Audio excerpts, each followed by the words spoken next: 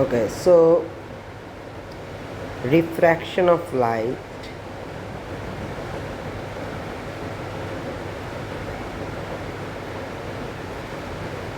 at a planar interface.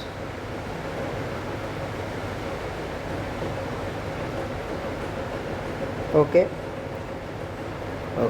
let's start the second class. Refraction through the principal section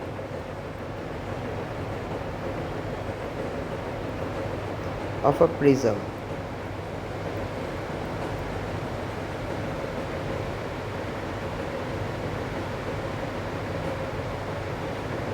Okay, so this is the principal section of a prism.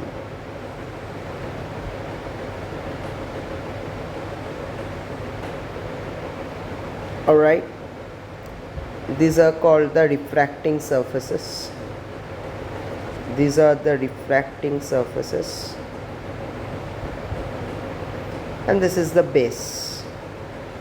Okay, so this angle is called the refracting angle of prism, or simply the angle of prism. The refracting angle of prism. Okay, now suppose a light ray falls on the first refracting surface. So this is the normal.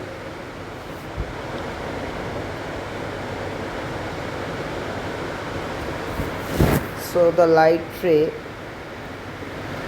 actually was supposed to go straight, but as it is refracted from rarer to denser medium, it bends towards the normal. So it falls like this. So let us draw another normal at the second refracting surface. Okay, now the light is actually being refracted from denser to rarer medium, so it will bend away from the normal, so it will go like this. Okay, it was supposed to go like this, but it will bend away from the normal due to refraction, so it will go like this. So you see the light ray, actually this is called the angle of deviation, delta.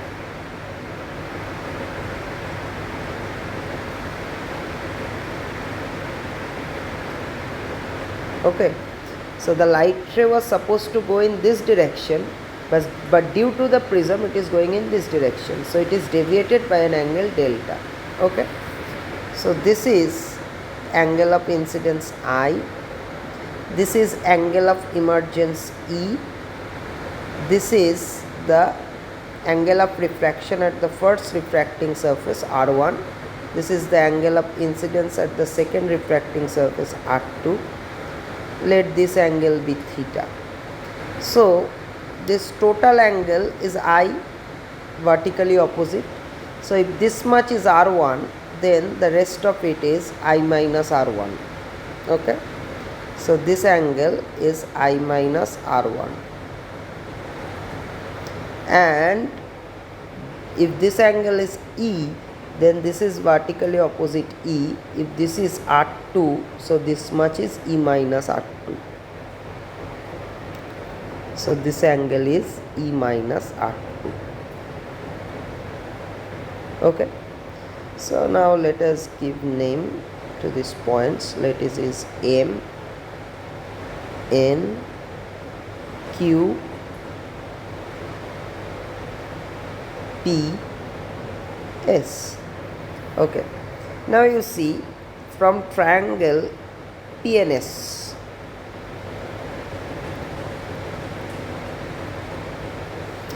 I get the exterior angle is equal to the sum of opposite interior angles. So delta is I minus R1 plus E minus R2.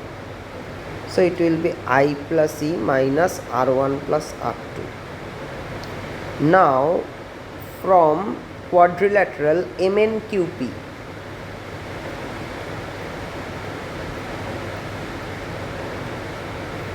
see what will happen. Now this angle is 90 degree. This is total 90 degree because it is normal. Okay. So this is 90 and this angle is also 90 degree because it is normal. So in this quadrilateral, the two angles are 90 degree. One angle is theta and another angle is, one angle is A, another angle is theta. So this is your quadrilateral, right? This is your quadrilateral. Okay, the sum of these four angles will be 360 degree.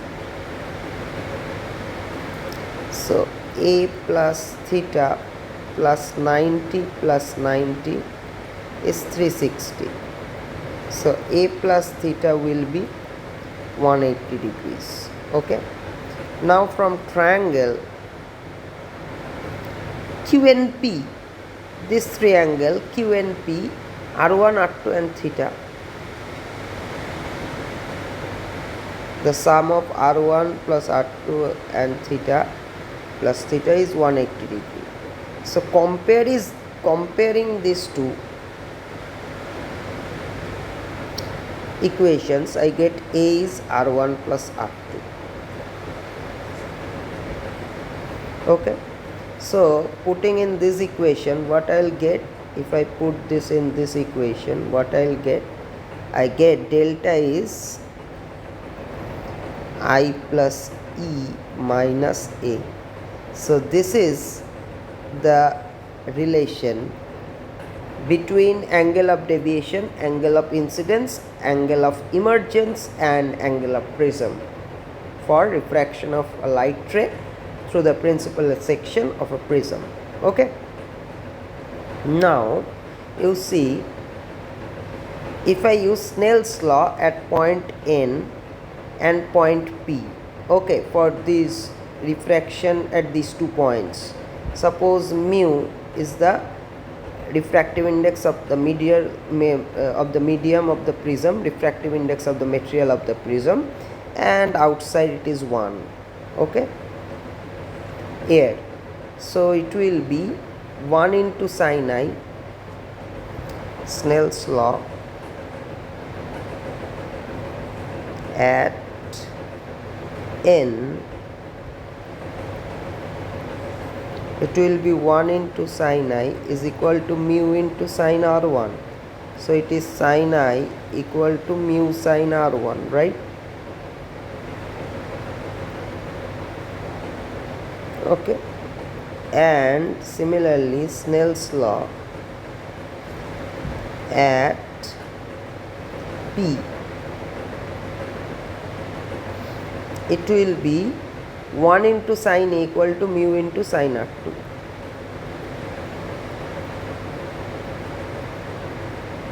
So it will be sin E is mu sin R2. Fine. Now you see, if I want to show the variation of angle of deviation with angle of incidence, the graph is like this. You have to draw this graph from experiment. Okay, you have to do this experiment in class 12. Okay, so you will see that at first, as the angle of incidence increases, the angle of deviation decreases, and after a certain angle of incidence, it again starts decreasing. So it becomes minimum at this point. At this angle of incidence, it becomes delta m.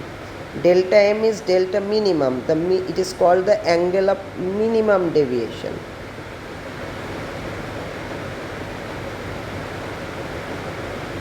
Okay. So at first, as I increases, delta decreases. It becomes minimum at a certain angle of incidence, and then again with the increase of I, delta increases. Okay. So you see, for delta equals delta mean, d delta di is 0. So it is ddi of delta is, I know, already I have taken I plus E minus A, 0. So it will be ddi of I is 1 plus dE di minus, angle of prism is constant, so it will be 0. So it is 0. So A is constant. So dE di is minus 1. Now we know A equals to R1 plus R2. So dA dR1 is 1 plus dR2 by dR1, differentiating both sides with respect to R1. So as A is constant, is 0.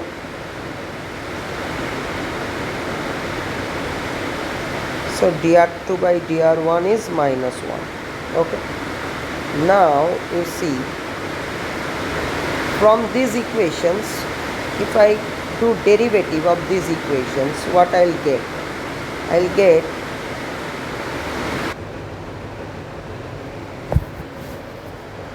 get cos I di is equals mu cos R1 dR1, and here I'll get, if I do derivative, it will be cos E dE is mu cos R2 dR2. Clear? Now if I divide this equation by this equation, okay, then what I'll get? Okay, so mu will be cancelled clearly on both sides. Okay, so it will be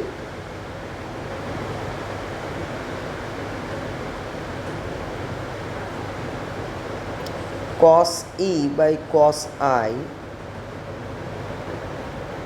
dE by di equals to cos R2 by cos R1 dR2 by dR1. Mu is cancelled. So dR2 by dR1 is minus 1 and d by di is also minus 1, so they are equal, so they will be cancelled on both sides. So now do square on both sides. What you will get? Cos square E by cos square I is cos square R2 by cos square R1. So you will get 1 minus sin square E by 1 minus sin square I. So it is 1 minus sin square R2 by 1 minus sin square R1. Now you see 1 minus sin square E divided by 1 minus sin square I is, multiply the numerator and denominator on the RHS by mu square. What you will get? Mu square minus mu square sin square R2 by mu square minus mu square sin square R1. So you see, mu sin R1 is equal to sin I and mu sin R2 is equal to sin E. So from here we can write mu square sin square R1 as sin square I and mu square sin square R2 as sin square E. So we can write 1 minus sin square E divided by 1 minus sin square I is equal to mu square minus, this is sin square E and this is sin square I. Okay, so we know this relation, if A by B is equal to C by D, this is equal to C minus A by D minus B. Okay, so we can do, if I do this, what will happen? Sin square E will be cancelled, so it will be mu square minus 1. Here sin square I will be cancelled, that will happen mu square minus 1. So they will be cancelled. So 1 minus sin square E by 1 minus sin square I is 1. So 1 minus sin square E is equal to 1 minus sin square I. That implies E equals I. Okay, so when the deviation, angle of deviation will be minimum, at that instant the angle of incidence becomes equal to the angle of emergence. Only at that instant, not otherwise. Okay, clear? So at that instant, what we can write, we know delta is I plus E minus A. So when delta is delta M, then E equals I. So that value of angle of incidence is, we can write it to be A plus delta M by 2. Okay. So now we know if E equals I at the condition of minimum deviation, then sin E equals sin I. So mu sin R2 equals mu sin R1 from Snell's law. So it implies R2 equals R1 at the time of minimum deviation. So then A will be equals R2 plus R1, that means 2R1 at the condition of minimum deviation. So R1 will be A by 2. Okay, so at the condition of minimum deviation, I angle of incidence is this and R1 is this, A by 2. Okay, so Snell's law is valid in all situation, also in minimum deviation situation. So if I write in the minimum deviation situation, the Snell's law, sin I equals to mu sin R1, then I'll get sin A plus delta M by 2 is mu sin A by 2. So mu will be sin A plus delta M by 2 by sin A by 2. So this is the formula for refractive index of material of prism. Okay. Now let us do thin prism.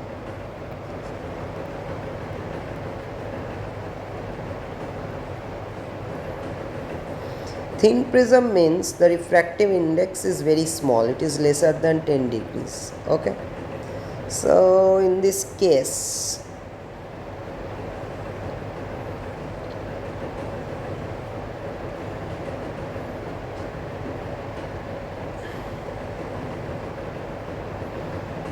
as A is very small, okay, usually, not mandatory, but usually I and E also very small. So obeying Snell's law, R1 and R2 will also be very small. Now we know sin theta is almost equals theta when theta is very small and measured in radian. Okay, so here we can write sin I, Snell's law, is mu sin R1. So we can write sin I equals to I and sin R1 equals to R1, I equals mu R1, and sin E equals mu sin R2. So we can write E equals mu R2.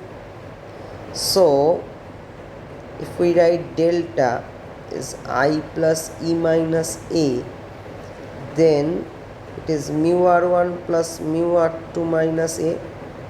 So you see mu R1 plus R2 minus A. So R1 plus R2 is A. So it is mu A minus A. So delta will be mu minus 1 into A. So in case of thin prism, okay, delta is a constant. It is independent of angle of incidence in case of thin prism. Okay, fine. So delta depends on, you see, the angle of deviation is directly proportional to mu. Okay, now mu proportional to frequency of light. So delta is directly proportional to frequency of light. Okay, fine. So that's why you see when white light falls on the prism, okay, white light falls on the prism, for different colors of light frequency is different, hence their deviations are different. So white light is splitted up into 7 colors. Okay, clear? Okay, so it is like this.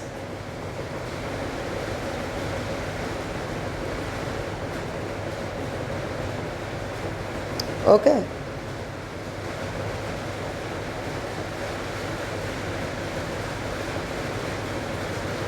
Okay.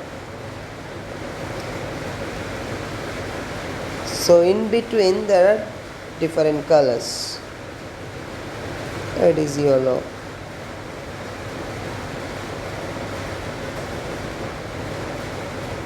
That is green. Okay. So it will be Vibgyor. Okay. Is blue there also.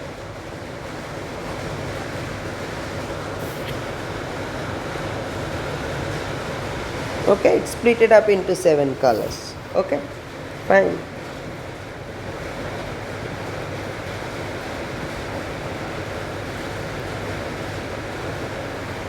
It's like this. Okay, so you see it's Vibgyor.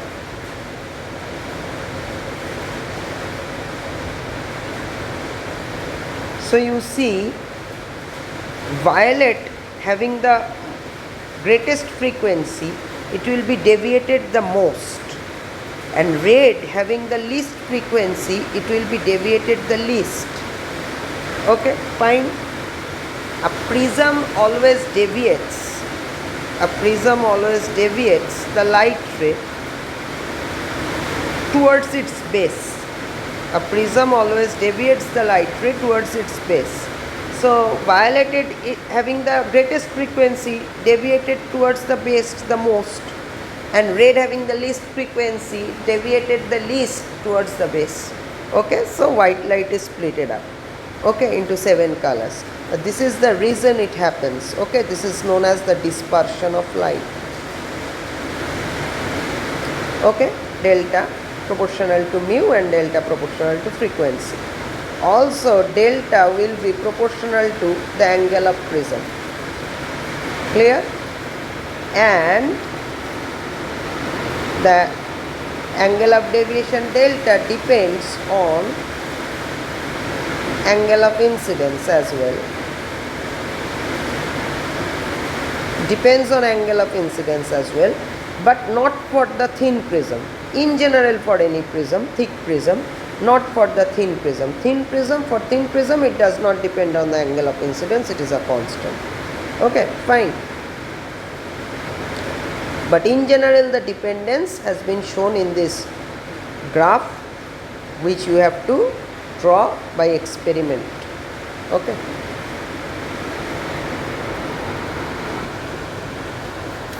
Now let us do the condition for no emergent ray from the prism. Okay, this is a very important numerical that comes in the exam. So here actually 2 problems are given for no emergent ray condition. First, see, suppose a light falls on a prism like this. Okay, so then it gets deviated.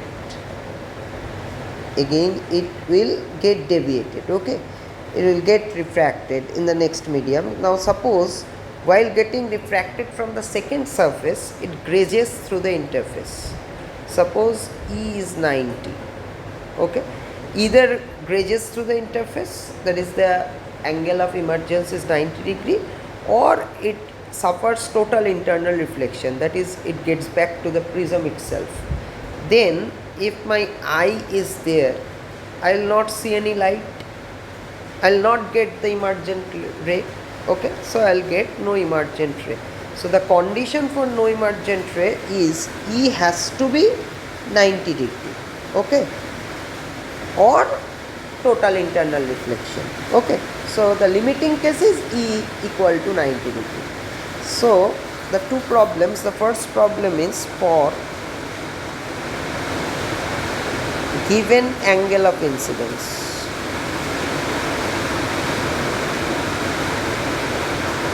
I calculate A. for no emergent ray. So what it will be? Simple. Sin I is mu sin R1. So sin R1 is sin I by mu. So R1 will be sin inverse sin I by mu. And in the second case, sin E is mu sin R2. Now it is 90 degree E. So sin R2 is 1 by mu. Okay. So R2 is sin inverse 1 by mu. Okay. That is the critical angle, right? Theta C. Okay. Fine. So A we know R1 plus R2. So it will be simply sin inverse sin I by mu plus sin inverse 1 by mu.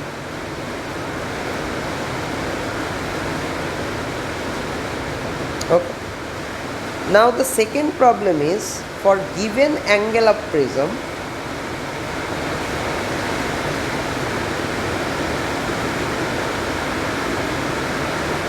A, calculate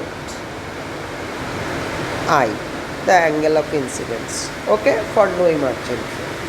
So this problem will be solved as, you see,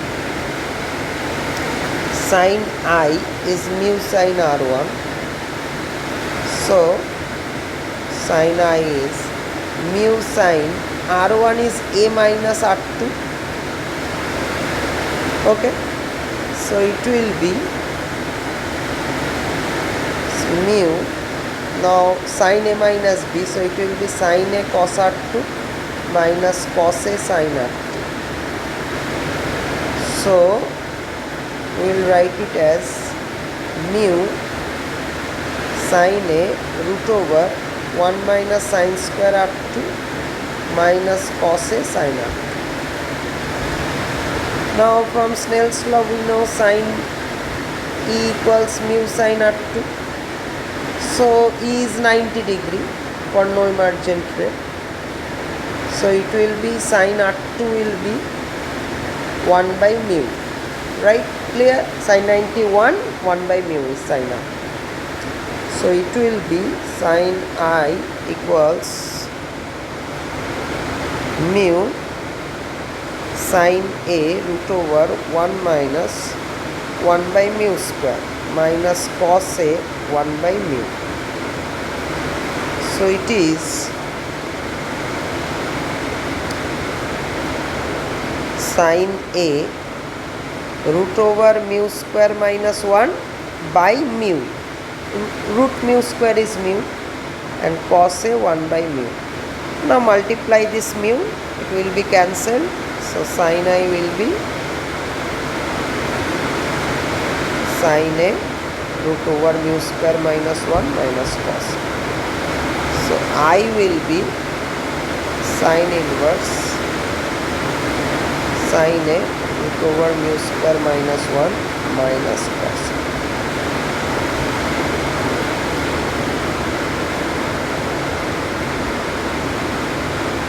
Okay? Fine. Now let us do refraction of light through a parallel glass slab.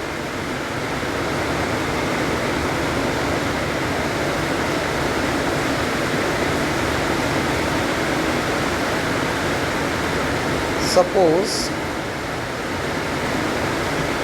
here is a parallel glass slab. Okay. Light falls like this.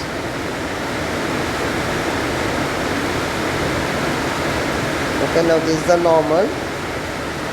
So the light now refracts like this. So draw another normal.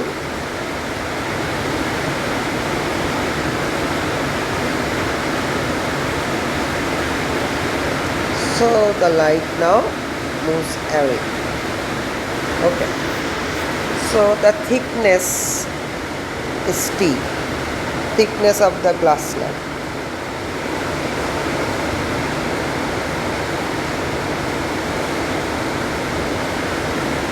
And mu is the refractive index of the glass slab. So here it is 1. So the angle of incidence is I. This angle is angle of refraction R. So this is the alternate angle R, and this angle is the angle of emergence E. Alright. So if there was no glass slab, then the light ray should have gone like this. Okay. But you see, due to the glass slab, the light ray is parallelly shifted, okay, by this amount.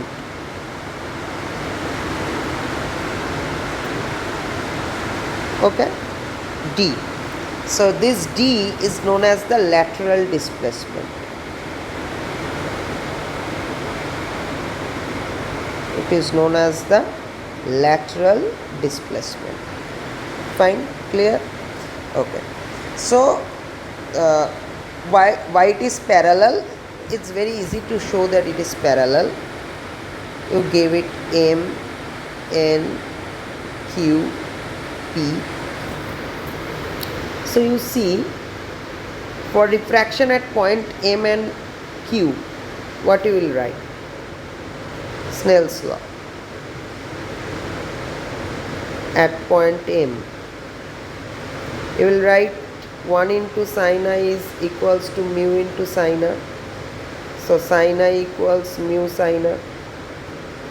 Now Snell's law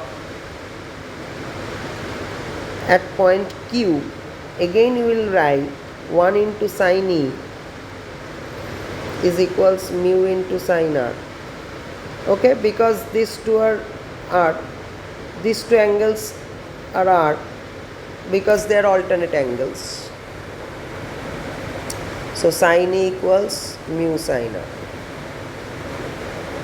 So from these two equations, we are getting sin I equals sin E. So clearly it is I equals E. So angle of incidence is equals angle of emergence. So these two light rays are parallel. So the light rays are parallelly shifted. They are called the lateral displacement. Okay. So you see, if this angle is I, so vertically opposite the total angle is I. So this much is R. So the rest of it is I minus R. So this angle will be written as I minus R. So from triangle MQP,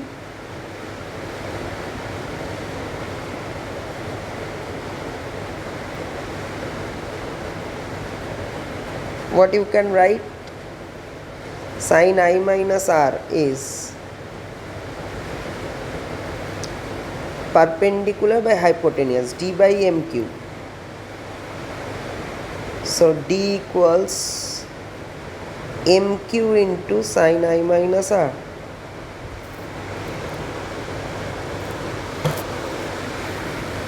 Now you see, from triangle MNQ, what you can write?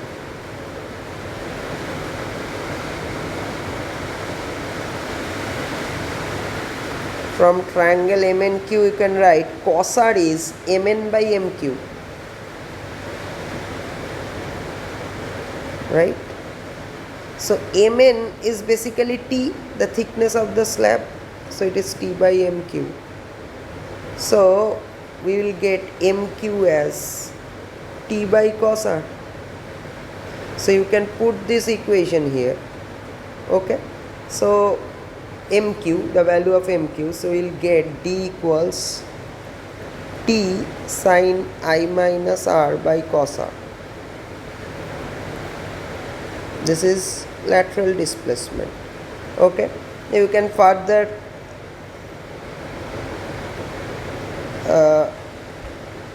manipulate for elimination of R. So you can write D equals T sin I cos R minus cos I sin R. sin A minus B, sin A cos B minus cos A sin B by cos R. So if you distribute cos R, what you are going to get? T sin I minus cos I tan R.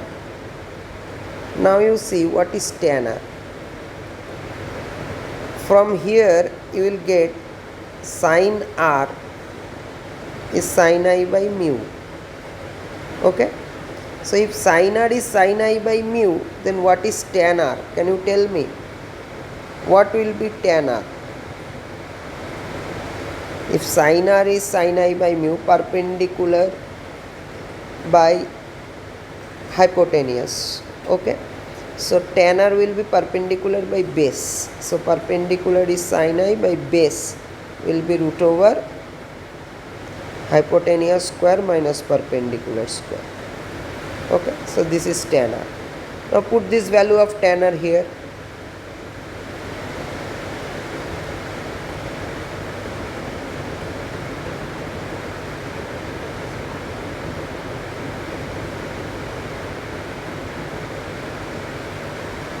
So you can take sin I common. So T sin I 1 minus cos I by root over mu square minus sin square I. Okay. This is the expression you can also use for lateral displacement through a glass slab. Okay.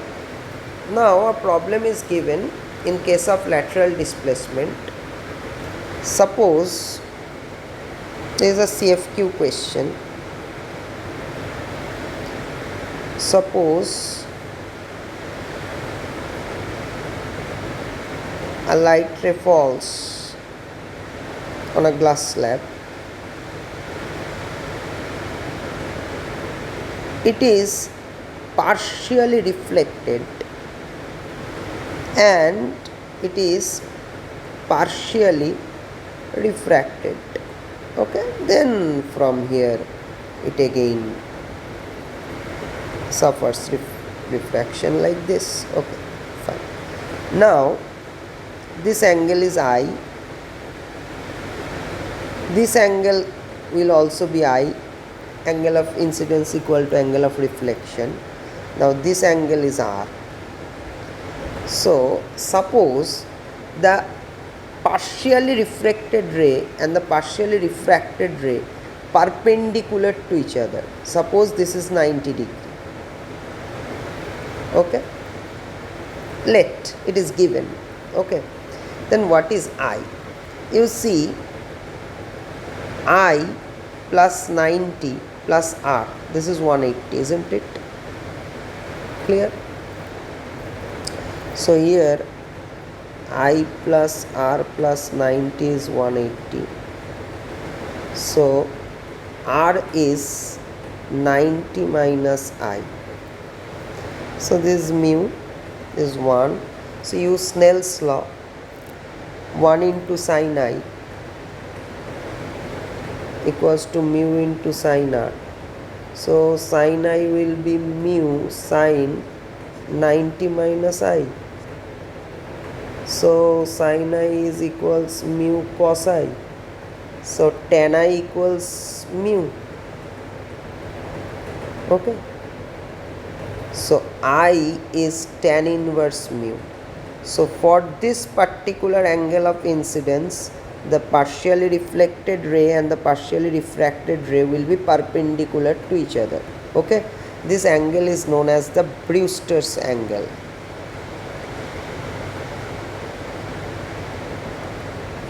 Okay. Now you see what will be the lateral displacement. See D equals T sin I minus R in this case for the angle of incidence to be the Brewster's angle by cos R. So you just eliminate R as 90 minus I. What you will get? T sin I minus 90 plus I divided by cos 90 minus I. So it will be d t sine this 2I minus 90, right? So it will be divided by cos 90 minus I is sin I. So this will be minus t 90 minus sin 90 minus 2I is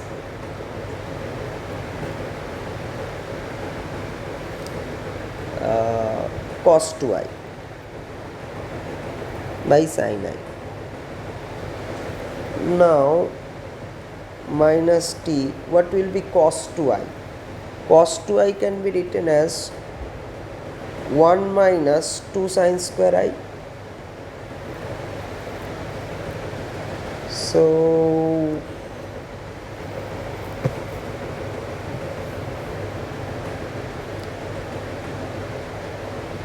divided by sin I. So I get d as t 2 sin square I minus 1 by sin I. Okay.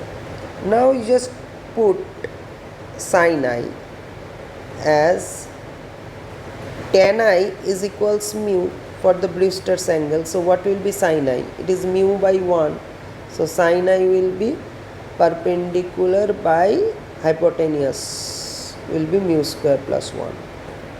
Just put it here. So what you will get?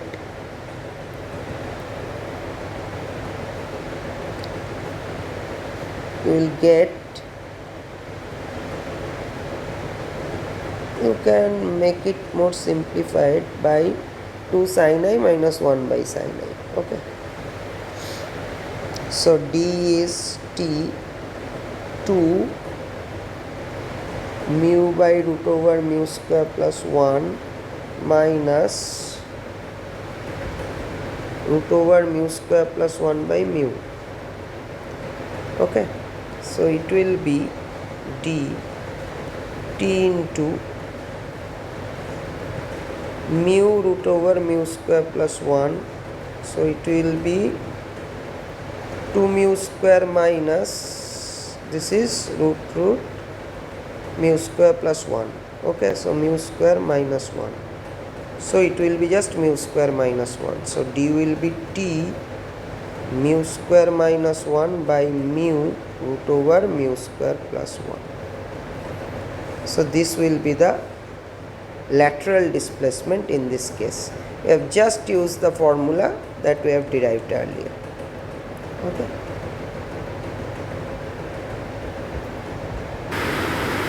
So here another question is there, that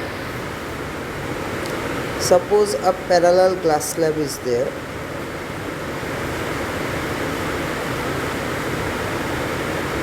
a light ray is falling on it like this. Achha. Suppose you have placed a source of light below the parallel glass slab, suppose here, okay, and you are observing it from here, is your eye, okay. So the light ray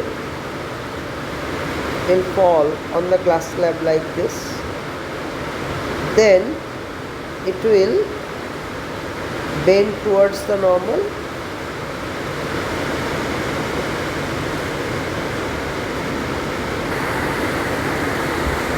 and then it will again bend away from the normal and will reach the eye. Okay. Now you see, draw a line like this. Okay. The eye will look straight back, and the eye, it seems to the eye that the light ray is coming from this point rather than this point. So there will be a normal shift. Okay, there will be a normal shift. The object is there, okay, but the eye perceives the object to be here. There will be a normal shift. Okay, so how much shift will be there? Okay, see, so if we consider actually this quadrilateral, actually let me draw the figure.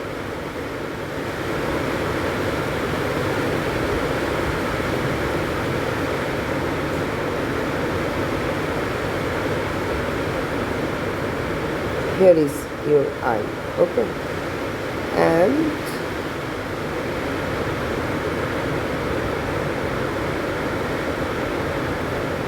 the eye looks straight back here. So this is the point, okay, rather than this.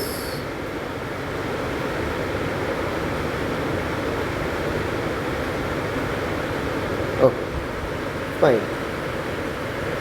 Now it's almost alright. Okay, so just extrapolate this line. See, I have this quadrilateral. Okay, observe this quadrilateral. Okay, see, we have already proved the incident ray and the emergent ray parallel to each other for a parallel glass line. So this line is parallel to this line. Okay, clear? Fine, because this line is just the extrapolation of the emergent ray. So this line is parallel to the incident ray, this line, and this is the normal, okay, and to the parallel side of the slab. This is also the normal to the same side of the slab. So these two normals has to be parallel because they are the normal to the same side of the slab. Clear? Okay, so for this quadrilateral, you observe this quadrilateral, these two sides are parallel, similarly these two sides are parallel. So if the opposite sides are parallel, then this quadrilateral is a parallelogram, and we know for a parallelogram the opposite sides are parallel and equal. So this side has to be equal to this side. Okay, clear? So give it a name, say M, N, Q, P. Okay, so quadrilateral MNQP is a parallelogram. Okay, that means MP is equals QN. Okay, now you see, if this is T, the thickness of the slab, then we have already proved if this is mu, if the source of light is placed at point N instead of M, okay, then the source of light is at a thickness T, is at a depth T, real depth, okay, then the object at N would appear at Q to the eye clearly. Fine, clear? So this would be the normal shift. Okay, so this would be the normal shift. If the source of light is at N, then Qn would be the normal shift. Okay, so we know the normal shift would be, we already know the formula, T into 1 minus 1 by mu. Okay, clear? So being at M also, the normal shift MP is the same. Okay, clear? T into 1 minus 1 by mu. Okay, so you see, it doesn't matter how much below the base of the parallel glass slab the object is placed. Okay, if the object is placed at N, that is directly below the base of the, just at the base of the parallel glass slab, then the normal shift the expected normal shift, the supposed to be normal shift is equal to when the source of light is placed well below the base of the glass slab. Okay, at M it is well below the base of the glass slab. The normal shift MP is again equal to NQ. Okay, so it doesn't matter that how much below the base of the glass slab the source of light is placed, the normal shift would be the same always. Okay, clear for the parallel glass slab. This is also a CFQ question. Okay, and here is the geometric proof. Clear. So the normal shift of image, the normal shift of image does not depend on how much below the base of the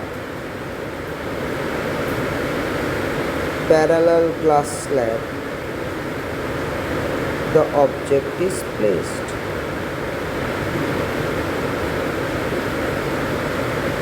Okay, it only depends on T and mu.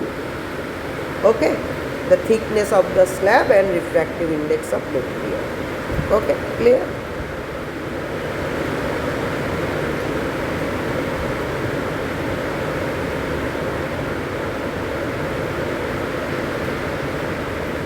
Fine.